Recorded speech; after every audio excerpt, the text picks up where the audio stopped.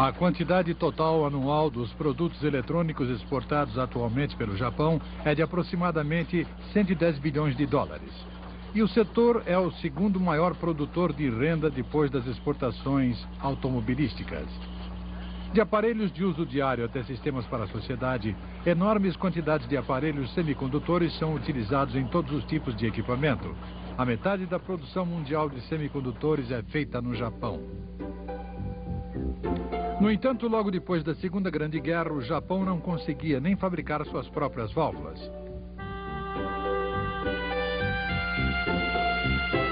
Logo depois da guerra, o Japão foi ocupado pelo exército aliado e suas principais cidades estavam devastadas. As indústrias japonesas tinham sido destruídas e os produtos alimentícios praticamente não existiam. As crônicas da época relatam que 10 milhões de pessoas estavam morrendo de fome.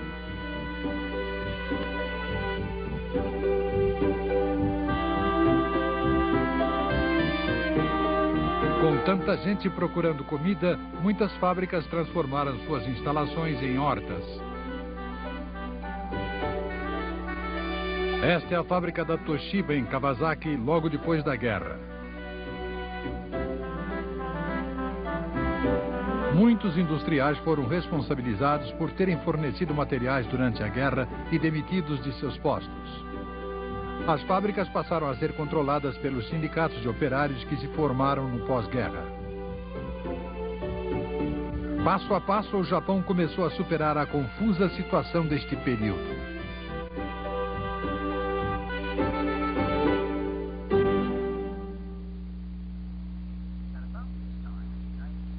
Nessa mesma época, nos Estados Unidos, um importante acontecimento ajudou a lançar a indústria atual dos semicondutores: o nascimento do transistor. O que estava por trás desse novo componente era uma invenção já antiga: o telefone.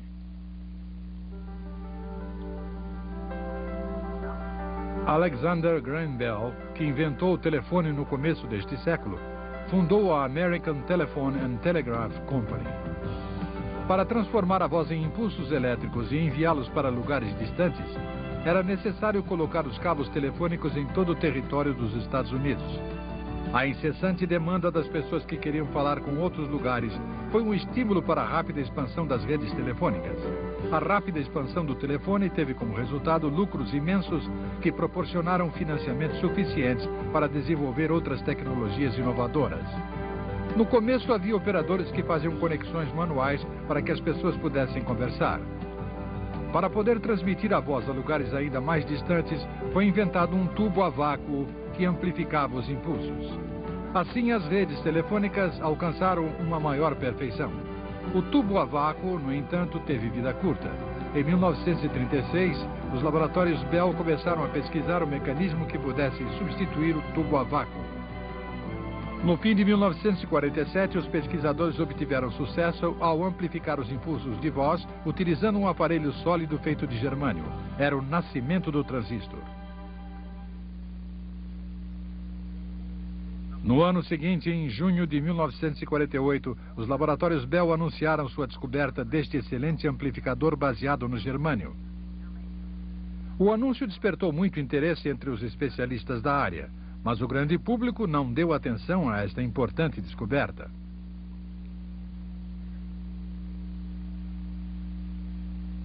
Revistas como a Time e a Newsweek dedicaram apenas meia página ao acontecimento.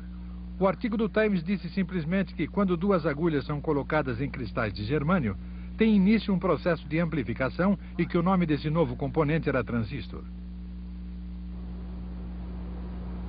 Perto do Palácio Imperial em Tóquio, ainda existe o prédio que serviu de quartel-general aos aliados depois da guerra. Os primeiros japoneses que leram as notícias sobre o transistor foram dois cientistas, o professor Yasushi Watanabe, da Universidade Tohoku, e Sakuji Komagata, diretor do Instituto Japonês de Ciência e Tecnologia Industrial. Eles compreenderam a importância desta descoberta e decidiram contatar as partes interessadas para iniciar um círculo de estudos sobre o transistor. No centro de Tóquio, perto da residência oficial do primeiro-ministro, há um complexo abandonado totalmente coberto de era. É tudo o que restou do primeiro laboratório eletrotécnico que estava sob a jurisdição do Ministério da Indústria e Comércio Internacional. O Círculo de Estudos do Transistor iniciou reuniões regulares neste local a partir de outubro de 1948. A pessoa encarregada da preparação dessas reuniões foi Makoto Kikuchi, que na época era membro do laboratório eletrotécnico.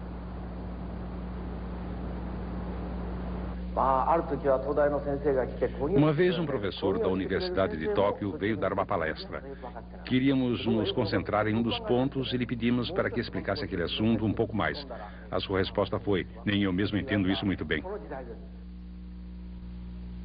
O Departamento de Instrução e Informação Civil do Exército Aliado, que estava próximo do quartel-general, era a única fonte através da qual os japoneses podiam ter notícias sobre os últimos acontecimentos da cultura norte-americana, moda, esportes, arte e ciência. Primeiro procurei nos índices de publicações acadêmicas, como Physical Review, mas não havia nada publicado sobre semicondutores. De vez em quando encontrava as palavras semicondutor e transistor e ficava muito contente. Dizia para mim mesmo: acho que encontrei uma referência.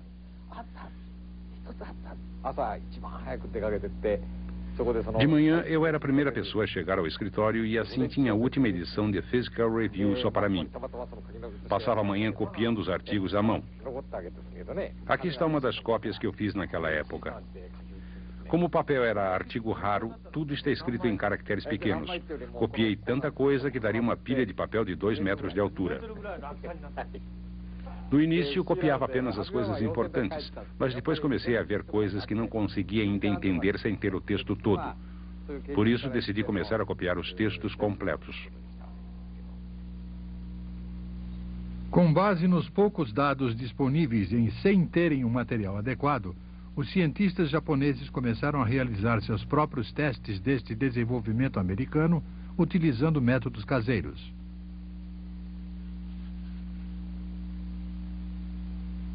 Em uma das subsidiárias do laboratório eletrotécnico, localizada nos arredores de Tóquio, Michio Hatoyama, chefe da seção de física, e seus colegas começaram a tentar a fabricação do transistor. O velho laboratório de madeira era conhecido como um estábulo. Pedimos ao Sr. Hatoyama para fazer diante de nós essa antiga experiência. Ele e seus colegas sabiam que se colocassem 2 agulhas nos cristais, aconteceria o fenômeno da amplificação. Mas eles não conheciam o conceito da amplificação em estado sólido. Só depois de eles terem visto esse fenômeno com os próprios olhos, conseguiram desenvolver suas próprias teorias.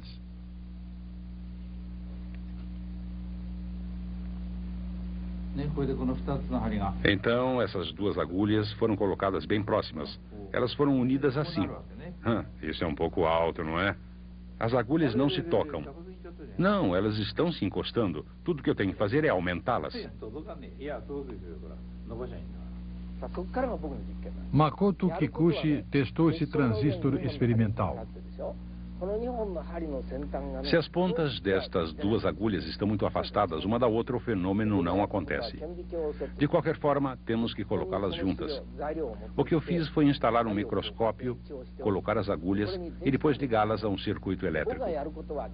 Se os 2 medidores se movimentassem quase em paralelo, poderíamos dizer que tínhamos conseguido que o fenômeno acontecesse. Como era isso que eu devia fazer, minha pesquisa a partir de então era chegar aqui todos os dias de manhã, tomar uma xícara de chá e depois sentar e olhar pelo microscópio. Em primeiro lugar, eu pegava as 2 agulhas assim e as colocava na posição mais próxima. Era difícil porque nós não tínhamos o equipamento para fazer os ajustes necessários. E quando eu achava que as agulhas estavam no lugar certo, colocava a corrente elétrica. Mas embora eu fizesse isso, uma e outra vez, nada acontecia. Fiquei quase 2 meses fazendo isso sem nenhum sucesso. Na nossa opinião, esse fato era uma descoberta maravilhosa. E como queríamos fazer acontecer esse fenômeno com nossos próprios meios, não medíamos esforços. Na verdade, era impossível. Os cristais não serviam, como descobrimos mais tarde.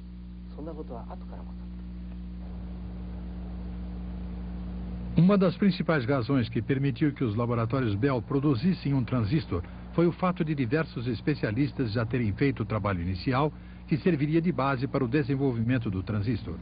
Eram especialistas em física, química, metalurgia e engenharia mecânica. Como resultado, os pesquisadores foram capazes de utilizar cristais puros. Logo depois, William Thun desenvolveu seu extraordinário método de refinação de germânio. A descoberta deste método, chamado de refinação de zona, é um acontecimento memorável na história dos semicondutores. Este é um mecanismo de refinação de zona reproduzido para nós pela Universidade de Tohoku. Colocamos o germânio de pureza muito baixa em um recipiente feito de grafita de carvão de alto grau de pureza. Com os dois juntos, dentro de um tubo de quartzo, fazemos circular água de forma que os materiais não se fundam devido ao calor.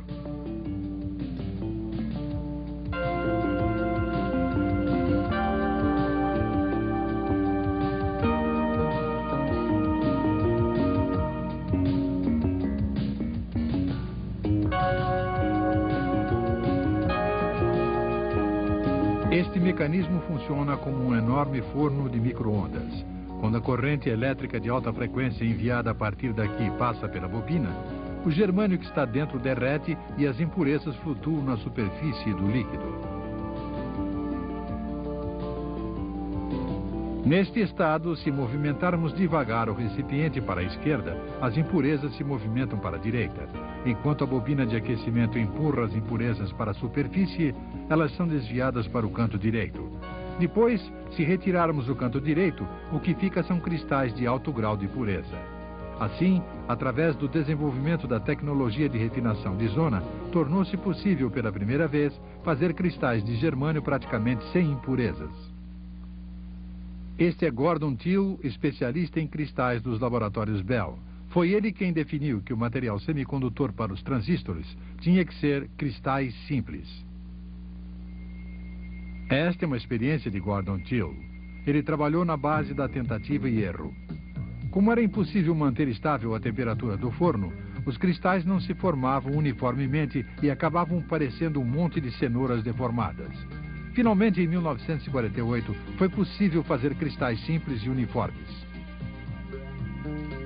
A Universidade de Tohoku fez para nós o processo de fabricação de cristais simples. Colocamos cristais de germânio com elevado grau de pureza e os colocamos em um crisol que depois foi colocado dentro de um forno. Colocamos os grãos de cristal para transformá-los em cristais simples em uma biela giratória. Depois fechamos bem o forno e injetamos um gás inerte. Quando enviamos corrente elétrica de alta frequência através da resistência de aquecimento enrolada no tubo de quartzo, o germânio no seu interior derrete.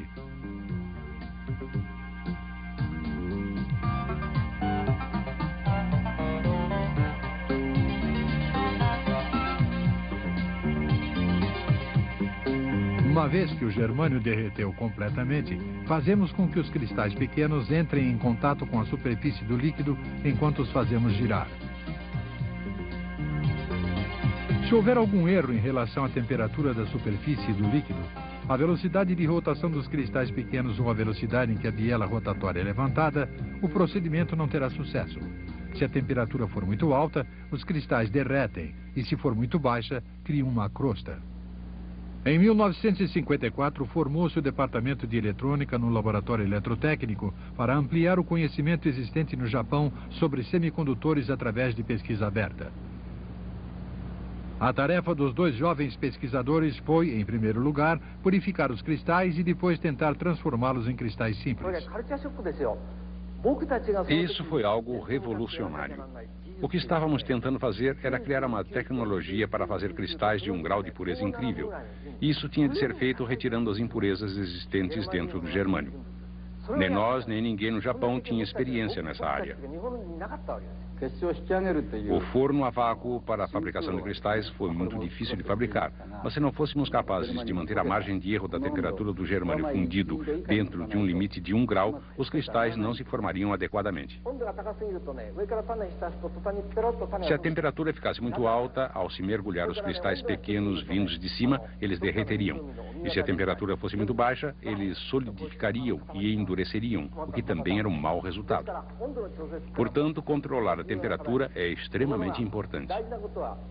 Outro ponto importante é que quando a temperatura se eleva a quase 1000 graus centígrados e se deixa que ela haja normalmente, tende a subir e a descer. Isso também é errado. a temperatura deve ser mantida estável. Embora eu diga estável, há ainda uma leve flutuação que foi mantida a 0,1 graus centígrados nas especificações norte-americanas da época. Isso é um excelente controle de temperatura. Quando a temperatura subia, a agulha do medidor tremia. Não tínhamos acesso aos sofisticados equipamentos norte-americanos. Os medidores de temperatura da época eram mais redondos e maiores que este, e tinham uma agulha maior. Quando elevávamos a temperatura, a agulha subia para 500 graus, depois para 800, passando pelo ponto de fusão do germânio até chegar aproximadamente a 1000 graus centígrados.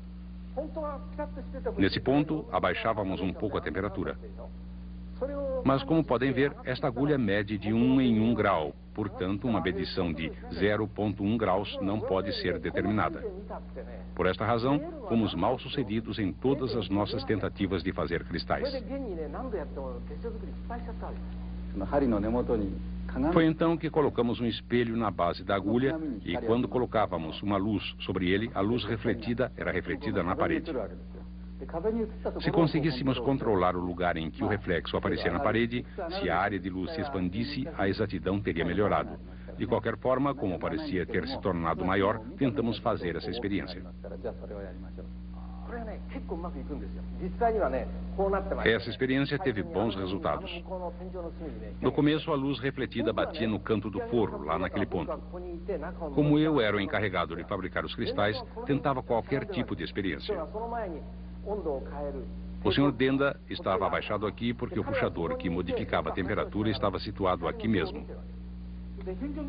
Ele falava comigo enquanto olhava para a imagem da luz no teto. Quando o ponto de luz chegava aqui, ele dizia: Mr. Kikuchi, a temperatura caiu. Então, nós ajustávamos a temperatura até que a luz chegasse exatamente aqui. Com esse procedimento, conseguimos fabricar cristais simples.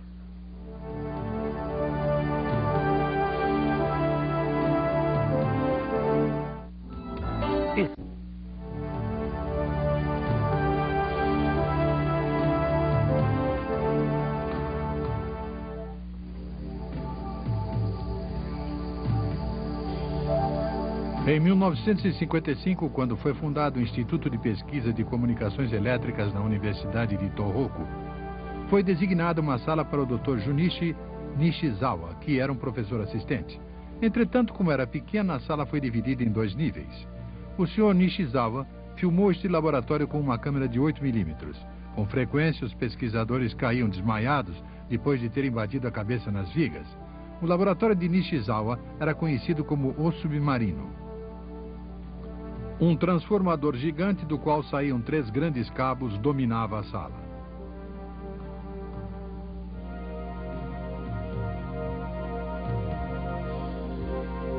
Na frente dos cabos foi colocado um equipamento comum de emissora de rádio.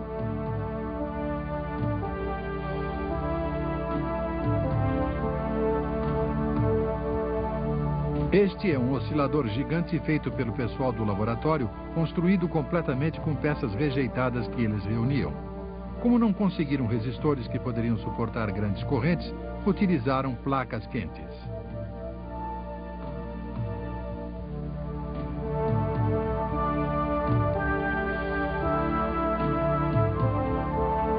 Em lugar de capacitadores de grande volume que poderiam suportar altas voltagens, utilizaram latas que eles mesmos enchiam de óleo.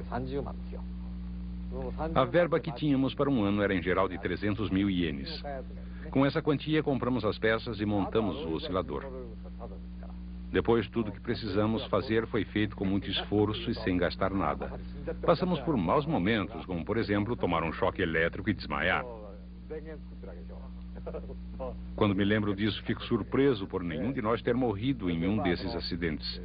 Houve vezes em que eu desmaiei, caí no chão e mais tarde recuperei o sentido sem nenhuma assistência. O Sr. Shingo Iwase está muito entusiasmado recriando uma experiência que fez quando jovem. Ele tem atualmente 72 anos. O Sr. Iwase foi admitido em 1950 no Instituto Nacional de Pesquisas das Comunicações Elétricas, depois de ter se formado na universidade, e sua tarefa era pesquisar sobre transistores. Ele começou fazendo cristais. Um tubo de quartzo é colocado em uma moldura de madeira. É feito o vácuo no interior do mesmo, ligando-o a uma bomba que retira o ar. Uma resistência de aquecimento feita de cobre através da qual passa uma forte corrente elétrica é enrolada no tubo de quartzo. Naquela época, o método de refinação de zona ainda não tinha sido descoberto. O Sr. Iwase acreditava que se o germânio fosse fundido devagar de baixo para cima, então as impurezas no seu interior subiriam pouco a pouco e a porção pura que permanecesse na base poderia ser utilizada. O problema era elevar a resistência a uma velocidade de apenas alguns centímetros por hora. Neste momento, teve a ideia deste mecanismo. Quando a água é liberada aos poucos do recipiente, este mecanismo permite que a resistência se movimente devagar para cima.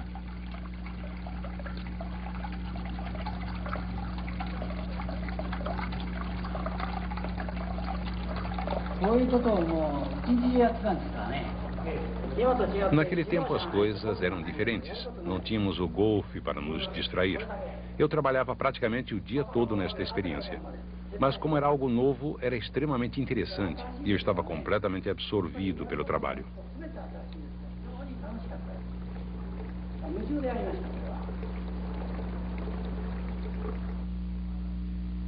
O Sr. Iwase foi a primeira pessoa no Japão a obter sucesso na fabricação do transistor de contato que vemos aqui. Este é o rádio de bolso que utilizou o primeiro transistor japonês. Finalmente, depois de muitas tentativas e erros, o Japão tinha conseguido fabricar um transistor de contato. Mas nessa época, uma nova geração de transistores já tinha sido desenvolvida nos Estados Unidos, porque o transistor contato de ponta teve um sério problema. Este é o transistor contato de ponta 2N104EH, desenvolvido pela RCA dos Estados Unidos, que já era fabricado em série. No entanto, a produção foi suspensa logo depois porque o componente não era adequado para o uso prático. As agulhas saíam facilmente da posição.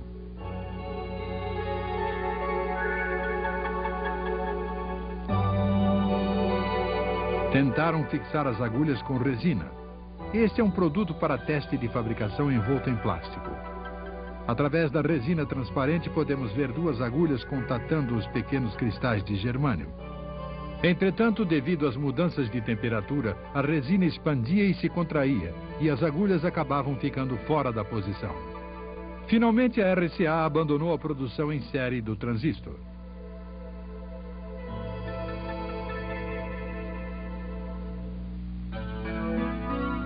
A pessoa que conseguiu resolver esse problema foi William Shockley, dos laboratórios Bell, que imaginou um transistor sem agulha, o transistor de junção. Ele recebeu o Prêmio Nobel de Física em 1956, juntamente com dois colegas pela teoria deste transistor. A invenção deste transistor de junção abriu caminho para o desenvolvimento da indústria dos semicondutores. Este é um dos primeiros transistores de junção feito nos laboratórios Bell. Os cristais de germânio estão no meio desta massa que parece uma bala. Foram colocadas nele 3 camadas com diferentes propriedades elétricas.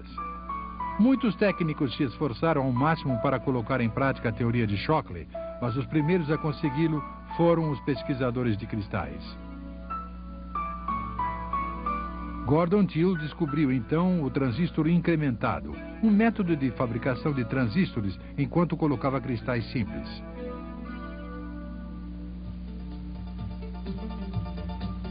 É assim que se fazem os transistores incrementados. Durante a produção das sementes de cristal são acrescentadas as impurezas do tipo P, quer dizer, elementos elétricos com propriedades positivas como, por exemplo, o galho. O galho forma então uma camada fundida nos cristais em crescimento que se torna uma camada do tipo P.